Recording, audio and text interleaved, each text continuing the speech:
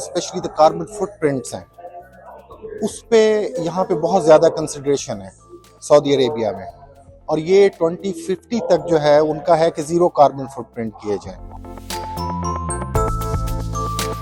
हर साल नई इनोवेशंस हो रही हैं, एनर्जी कैसे सेव करनी है एयर कंडीशनिंग के अंदर, इसके ऊपर ना सिर्फ तहकीक होती है बल्कि नई नई प्रोडक्ट्स जो है वो मुतारिफ होती हैं। जैसे विंड मैसन ने एक ऐसा एसी मुतारिफ करवाया है जो बगैर कंप्रेसर और बगैर फरियून के है, जो ड्राई वेदर क्लाइमेट में 85% तक बिजली सेव करता है। तो हर साल नई नई कंपनीज आती हैं, नए नए अवार्ड्स दिए जाते हैं, और जो इनोवेशंस है उसका एक भरपूर किस्म का जो है वो किरदार होता है हमेशा मुल्क की तरक्की के लिए और एनर्जी सेविंग के लिए।